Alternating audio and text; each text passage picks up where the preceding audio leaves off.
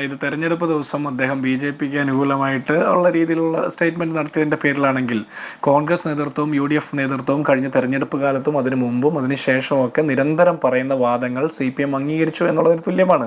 B J പിക്ക് അനുകൂലമായിട്ടുള്ള സാഹചര്യങ്ങൾ സൃഷ്ടിക്കാൻ വേണ്ടിയിട്ട് എൽ ഡി എഫിൻ്റെ കൺവീനർ തന്നെ ഇവിടെ ഒരുക്കുന്ന പരിപാടി നടത്തിക്കൊണ്ടിരിക്കുന്നു എന്നാണ് ഞങ്ങൾ പറഞ്ഞിരുന്ന വിമർശനം. അത് സി പി എം നേതൃത്വം അംഗീകരിച്ചു എന്നുള്ളതിൻ്റെ തെളിവാണ് ഇപ്പോൾ ഇ പി ജയരാജൻ എതിരെ എടുത്തിട്ടുള്ള നിലപാട്. മുൻകാലങ്ങളിലും ഇ പി ജയരാജൻ ഇത്തരത്തിലുള്ള പല നിലപാടുകൾ എടുത്തിട്ടുണ്ട്, പല അഭിപ്രായ പ്രകടനങ്ങൾ നടത്തിയിട്ടുണ്ട്. അന്നെല്ലാം വിമർശനം ഉയരുമ്പോൾ ഇ പി ജയരാജനെ സംരക്ഷിച്ച് നിർത്തിയ പാർട്ടി ഇപ്പോൾ ഇ പി ജയരാജനെതിരെ നടപടിയെടുക്കുന്നത് നമ്മൾ മനസ്സിലാക്കുന്നത് വേറെ പലതും മൂടി വയ്ക്കാനായിട്ടുള്ള ശ്രമത്തിൻ്റെ ഭാഗമാണ്. ഈ സി പി എമ്മിനകത്ത് വലിയ അഭിപ്രായ വ്യത്യാസങ്ങൾ കണ്ണൂർ ലോബിക്കകത്ത് നടക്കുന്നു. കാരണം ഈ തമ്മിലടിച്ച് തകരുന്ന കുലമായി മാറാൻ പോവുകയാണ്. ഇവിടെ എം പി ഗോവിന്ദൻ പാർട്ടിയുടെ സംസ്ഥാന സെക്രട്ടറിയെ ചുമതലയേറ്റതിനു ശേഷം അദ്ദേഹം നടത്തിയ അദ്ദേഹത്തിൻ്റെ യാത്രയിൽ ഇ പി ജയരാജൻ എന്ന് പറഞ്ഞ എൽ ഡി എഫിൻ്റെ കൺവീനറുടെ അസാന്നിധ്യം കേരളം മുഴുവൻ ചർച്ച ചെയ്താണ്. അദ്ദേഹം ആരുടെ അടുത്തായിരുന്നു? അദ്ദേഹം ദല്ലാൽ നന്ദകുമാറിൻ്റെ അമ്മയുടെ സപ്തതി അങ്ങനത്തെ മറ്റ് ആഘോഷങ്ങളുടെ കാര്യങ്ങളുടെ പുറകെ പോയിരിക്കുകയായിരുന്നു. സി പി എം അവരുടെ രാഷ്ട്രീയ പ്രചരണ ആയുധമായിട്ട് വരെ ഉപയോഗിച്ച നവകേരള സദസ്സിൻ്റെ ഉദ്ഘാടനം നടക്കുന്ന സമയത്തും എൽ ഡി എഫ് കൺവീനർ അതുമായി ബന്ധപ്പെട്ട് സഹകരിച്ചിരുന്നോ എന്ന് നമുക്ക് സംശയമുണ്ട്. ബി ജെ പിക്ക് ജയിക്കാനുള്ള സൗകര്യം ചെയ്തു കൊടുക്കും. ഇപ്പോൾ മുകേഷുമായി ബന്ധപ്പെട്ട വിഷയം, എൽ ഡി എഫിൽ ഒരു MLA ആയിട്ടുള്ള മുകേഷിൻ്റെ രാജിയുമായി ബന്ധപ്പെട്ട വിഷയത്തിൽ കേന്ദ്രമന്ത്രിയായിട്ടുള്ള സുരേഷ് ഗോപിയുടെ നിലപാട് നമ്മൾ കണ്ടില്ലേ? ബി ജെ പിക്ക് അകത്ത് രണ്ടഭിപ്രായമാണ് ആ വിഷയത്തിൽ. അപ്പോൾ ബി ജെ പിയും സി പി എമ്മും ഒരേ നാണയത്തിന്റെ ഒരേ വശമായിട്ട് നിൽക്കുന്നു. ഇപ്പുറത്ത് കോൺഗ്രസുമായിട്ട് ഫൈറ്റ് ചെയ്യുന്നു. ഇവർ കാലങ്ങളായിട്ട് ചെയ്യുന്ന പരിപാടിയാണ്. അതിലൊരു ഇ പി ജയരാജനെ ബലി കൊടുത്തുകൊണ്ട് പിണറായി വിജയന്റെ മുഖം രക്ഷിക്കാമെന്ന് വിചാരിക്കേണ്ട. കാരണം അദ്ദേഹത്തിന്റെ ഈ സർക്കാരിന്റെ ആഭ്യന്തര വകുപ്പിന്റെ നയപരിപാടികളെല്ലാം തന്നെ സംഘപരിവാറിന്റെ ശൈലിക്ക് അനുസൃതമായിട്ടുള്ളതാണ്. ഒരു കമ്മ്യൂണിസ്റ്റ് മാർക്സിസ്റ്റ് ഭരണ സംവിധാനത്തിന് അനുകൂലമായിട്ടുള്ള ഒരു നിലപാടേ അല്ല കഴിഞ്ഞ 8 വർഷക്കാലമായിട്ട് പിണറായി വിജയന്റെ ആഭ്യന്തര വകുപ്പിൽ നിന്ന് പുറത്തേക്ക് വരുന്നത്.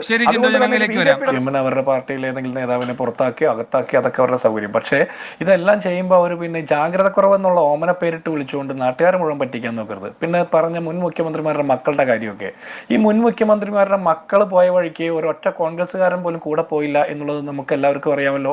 അവർ പോയ സ്ഥലങ്ങളിലൊക്കെ എന്ത് സംഭവിച്ചു എന്നറിയാം. പക്ഷെ അങ്ങനെയാണോ? നമ്മുടെ പഴയ ദേവികുളം MLA ആണെന്ന് തോന്നുന്നു, ആ രാജേന്ദ്രൻ ഇപ്പോൾ സി പി എമ്മിലാണോ ബി ജെ പിയിലാണോ? അദ്ദേഹവും ഈ ജാവദേക്കറിന്റെ വീട്ടിൽ പോയി കാപ്പി കുടിച്ചായിരുന്നല്ലോ. അതെന്തിനു വേണ്ടിയിട്ടായിരുന്നു? അദ്ദേഹം ഇപ്പോഴും സി പി എമ്മിന്റെ പാർട്ടി വേദിയിലൊക്കെ ഉണ്ടെന്ന് എൻ്റെ ഒരു അറിവ്. അത് പ്രജി ഒന്ന് അന്വേഷിക്കണം. അതും കൂടി അന്വേഷിച്ചിട്ട് വേണം ഈ അഭിപ്രായം പറയാൻ. പിന്നെ നിങ്ങൾക്ക് ശക്തിയുള്ള സ്ഥലമായിരുന്ന ബംഗാളിലും ത്രിപുരയിലുമുള്ള മുഴുവൻ സി പി എമ്മിന്റെ MLA മാരും MP മാരൊക്കെ ബി ജെ പിയിലാണ്, ഇപ്പോഴും ഉണ്ട്. കുറെ പേര് പോയിട്ടുണ്ട്, കുറെ പേര് പോകാൻ നിൽക്കുന്നു. അപ്പൊ ശക്തിയുള്ള സ്ഥലങ്ങളിൽ നിന്ന് ആളുകൾ പോകുന്നുണ്ട്, അതും കൂടി കാണണം. എന്നിട്ട് വേണം കോൺഗ്രസിൽ നിന്ന് ബി ജെ പിയിലേക്ക് പോയതിനെ കുറിച്ച് പറയാൻ. നിങ്ങളുടെ പരിപാടി തീരാൻ പോവാണ്. ഇന്ന് കായംകുളത്തെ ഒരു പഞ്ചായത്ത് പ്രസിഡന്റ് അടക്കം 30ഓളം പാർട്ടി മെമ്പർമാർ, പാർട്ടിയുടെ ലോക്കൽ കമ്മിറ്റി അംഗങ്ങളടക്കം പാർട്ടിയിൽ നിന്ന് രാജിവെച്ച് പുറത്തു പോയിരിക്കുന്ന സാഹചര്യമുണ്ട്. നാളെ പാർട്ടി സമ്മേളനം തുടങ്ങാൻ പോവുക. അപ്പോഴാണ് കോൺഗ്രസിൽ നിന്ന് ഏതെങ്കിലുമൊക്കെ ആളുകൾ പോയതിനെ കുറിച്ചിട്ട് പറയുന്നത്. 125 കൊല്ലം കഴിഞ്ഞ് നരേന്ദ്രമോദി പ്രധാനമന്ത്രിയായിട്ട് രാജ്യം ഭരിക്കുന്നതിനെ കുറിച്ചിട്ടൊക്കെ പ്രസംഗിക്കുന്ന ആളുകൾ പോകുന്നതിനെ കുറിച്ചിട്ട് ഞങ്ങൾക്ക് വലിയ ആശങ്കയൊന്നുമില്ല. അതിനെക്കുറിച്ച് നിങ്ങൾ ആശങ്കപ്പെടണമെന്ന് ഞങ്ങൾ ആഗ്രഹിക്കുന്നുമില്ല. പക്ഷേ നമ്മളിപ്പോൾ പറയുന്ന ഇ പി ജയരാജനെ കുറിച്ചാണ്. ഇ പി ജയരാജനെ വീട്ടിലിരുത്തിക്കൊണ്ട് മുകേഷിനെ അടിയിൽ വെച്ച് ഒളിപ്പിച്ച് സംരക്ഷിക്കുന്ന നിലപാടിലൂടെ സി പി എം പറയുന്നത് എന്താ? ഇ പി ജയരാജനെ കൃത്യമായിട്ട് ഉപയോഗിച്ച നേതാവിന്റെ പേരാ പിണറായി വിജയൻ. അത് VS ഗ്രൂപ്പിനെ ഒതുക്കാൻ വേണ്ടിയിട്ട് കൃത്യമായിട്ട് എല്ലാ ജില്ലകളിലും ഉപയോഗിച്ചു. ഇവിടെ ദേശാഭിമാനിയുടെ മറവിൽ കോടികൾ കൊള്ളയടിക്കാൻ വേണ്ടി ഇ പി ജയരാജനെ കെട്ടഴിച്ചു വിട്ടത് പിണറായി വിജയനാ. തൃശ്ശൂർ ജില്ലാ കമ്മിറ്റിയുടെ എല്ലാ കാര്യങ്ങൾക്കും നേതൃത്വം കൊടുക്കാൻ വേണ്ടിയിട്ട് വിശ്വസ്തനായിട്ട് വിധേയനായിട്ട് വിട്ടത് ഇ പി ജയരാജനെയാണ് പിണറായി വിജയൻ. വ്യാപാരി വ്യവസായി സമിതി ഉണ്ടാക്കാൻ വേണ്ടിയിട്ട് വ്യാപാരികളെ ഒതുക്കാൻ വേണ്ടിയിട്ട് വിട്ടത് ഇ പി ജയരാജനെയാണ്. അപ്പൊ എല്ലാ കാലഘട്ടത്തിലും VS ഗ്രൂപ്പിനെ ഒതുക്കാൻ വേണ്ടിയിട്ട് പിണറായി വിജയന്റെ മനസാക്ഷി സൂക്ഷിപ്പുകാരനായിട്ട് ഈ സംസ്ഥാനത്തെ മുഴുവൻ സി പി എമ്മിന്റെ മുഴുവൻ ഘടകങ്ങളിലും ഇടപെട്ട് പ്രവർത്തിച്ചിട്ടുള്ള ഇ പി ജയരാജൻ, അദ്ദേഹം ചിറ്റപ്പൻ ജയരാജൻ ആയപ്പോഴും അതിനുശേഷവും അദ്ദേഹത്തെ സംരക്ഷിക്കുന്നു. ഓരോ ഘട്ടത്തിലും അദ്ദേഹത്തിന് ജാഗ്രത കുറവുണ്ടായപ്പോൾ ആ ജാഗ്രത കുറവിന് കുട ചൂടിക്കൊടുത്ത ആൾ പിണറായി വിജയനാണ്. ഇപ്പോൾ ഇ പി ജയരാജന്റെ ആവശ്യം കഴിഞ്ഞു. എന്തുകൊണ്ടാ? ലോക്സഭാ തെരഞ്ഞെടുപ്പിന് മുമ്പ് സ്വന്തം മകൾ ജയിലിൽ പോകുന്ന മാസപ്പടി വിഷയം, സ്വർണ്ണക്കടത്ത് വിഷയം, ലൈഫ് മിഷൻ വിഷയം, ലാവ്ലിൻ കേസ് നിരവധി വട്ടം മാറ്റിവെക്കുന്നത്, ഇതിനൊക്കെ ദല്ലാള് പണിയെടുത്തത് ഇ പി ജയരാജനാ. ആ ദല്ലാള് പണിയുടെ കാലാവധി കഴിഞ്ഞു. അതുകൊണ്ട് ദല്ലാളെ മാറ്റി പിണറായി വിജയൻ മറ്റൊരാളെ പ്രതിഷ്ഠിക്കാൻ പോകുന്നു. അതിൽ കവിഞ്ഞ് നമ്മൾ ഇതിൽ വേറെ ഒരു അലങ്കാരികം കാണേണ്ട കാര്യമില്ല. ഇതിന് ജാഗ്രത കുറവെന്നൊക്കെ പറഞ്ഞാൽ ഈ ജാഗ്രത കുറവുണ്ടായിട്ട് ഇപ്പൊ എത്ര മാസമായി? അന്ന് ചോദിക്കട്ടെ വേണു, അങ്ങനെയാണെങ്കിൽ ഇ പി ജയരാജൻ ജാവദേക്കറിനെ കണ്ടത് ജാഗ്രത കുറവാണെന്ന് പറയുന്നുണ്ടല്ലോ. എങ്കിൽ എന്തുകൊണ്ടാണ് ഇത്രയും മാസങ്ങൾ കഴിഞ്ഞ ഒരു നടപടി എടുത്തത്? കമ്മ്യൂണിസ്റ്റ് പാർട്ടി, മാർക്സിസ്റ്റ് പാർട്ടിയിൽ ഈ പാർട്ടി നടപടി എടുത്തിട്ടില്ല, LDF കൺവീനറിനെ മാറ്റിയിട്ടുള്ളൂ. എന്തുകൊണ്ടാണ് പാർട്ടി നടപടി എടുക്കാത്തത്? അല്ല, ഞാൻ പറയട്ടെ താങ്കൾ പറഞ്ഞപ്പോൾ കേട്ടിരുന്നില്ലേ? പറയട്ടെ, ഇടപെടല്ലേ? നടപടികളിലൂടെ അല്ല പറയട്ടെ പോകും. അതിൻ്റെതായ കമ്മിറ്റി കമ്മിറ്റികൾ കൂടും, സ്വയം വിമർശനത്തിലൂടെ അതിൻ്റെതായ നടപടികൾ സ്വീകരിക്കും. കോൺഗ്രസിന് അങ്ങനെ നടപടികൾ സ്വീകരിച്ച ഒരു ചരിത്രമുണ്ടോ? ഒന്ന് ആലോചിച്ച് നോക്കൂ. ഒരു നിയമസഭാ ഉപതെരഞ്ഞെടുപ്പിന് ശേഷം കേരളത്തിലെ പ്രതിപക്ഷ നേതാവും അതോടൊപ്പം തന്നെ KPCC പ്രസിഡന്റ് മൈക്കിന് വേണ്ടി കിടന്ന് അടികൂടിയില്ലേ? എന്ത് നടപടിയാണ് ഉണ്ടായത്? എന്ത് നടപടി ഉണ്ടായി കേരളത്തിൽ? എന്തെങ്കിലും തരത്തിലൊരു വിശകലനം നടന്നോ?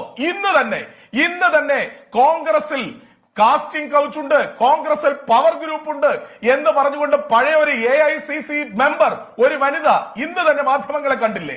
അതിനെ സംബന്ധിച്ച് കോൺഗ്രസിൽ എന്ത് വിലയിരുത്തൽ ഉണ്ടായി? എന്ത് ചർച്ച ഉണ്ടാകുന്നു കേരളത്തിന്റെ ശരി ജിൻഡോ, അങ്ങ് പ്രവർത്തിക്കുന്ന ജില്ലയുമായി കൂടി ബന്ധപ്പെട്ട് ഉയർന്നിരിക്കുന്ന ആരോപണമാണ് ശ്രീ പ്രിജി പറയുന്നത്. മറുപടി അദ്ദേഹം പറഞ്ഞ പിന്നെ ഞാൻ ശരി ശ്രീ പ്രിജി, ജിൻഡോ പറയട്ടെ. നടപടിയുടെ സമയവും കാലവും ഞാൻ പറയട്ടെ, താങ്കൾ ഈ കാസ്റ്റിംഗ് കൗച്ചിനെ കുറിച്ചൊക്കെ പറഞ്ഞത് നന്നായി. ആ മുകേഷ് എന്ന് പറഞ്ഞ MLA-ക്കെതിരെ ബൃന്ദാക്കാരായിട്ട് അഭിപ്രായം പറഞ്ഞപ്പോൾ അവരെ പോലുള്ള ആളുകൾ അഭിപ്രായം പറയണ്ടെന്ന് പറഞ്ഞ് ഈ ബൃന്ദാക്കാരായിട്ട് തന്നെ മാസങ്ങൾക്ക് മുമ്പ് പറഞ്ഞിട്ടുണ്ട് എന്നെ ഭാര്യയാക്കി ഒതുക്കുന്നത്. താങ്കളൊന്നും മിണ്ടാതിരിക്കും. ഞാൻ പറയട്ടെ, താങ്കൾ മിണ്ടാതിരിക്കൂ. താങ്കൾ പറഞ്ഞപ്പോ കേട്ടില്ലേ? മിണ്ടാതിരിക്കൂ. ബൃന്ദാക്കാരായിട്ട് പറഞ്ഞിട്ടുണ്ട് എന്നെ ഭാര്യയാക്കി ഒതുക്കുന്നത്. CPM-ന്റെ പോളിറ്റ് ബ്യൂറോ മെമ്പർ ബൃന്ദാക്കാരായിട്ട് പറയുന്നു. ഏത് ബൃന്ദാക്കാരായിട്ട്?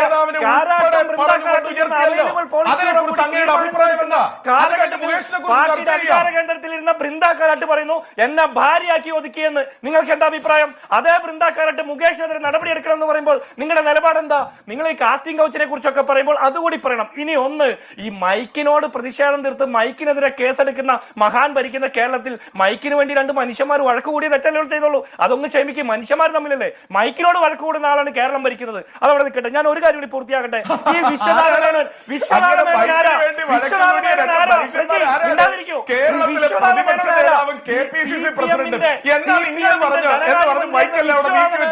അവസാന കാലഘട്ടത്തിൽ അൽഫോൺസ് കണ്ണന്താനം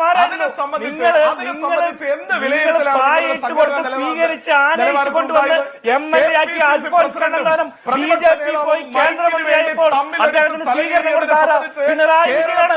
അൽഫോൺസ് കണ്ണന്താനത്തെ മറക്കല്ലേ? ശരി ഞാൻ നടപടിയാണ്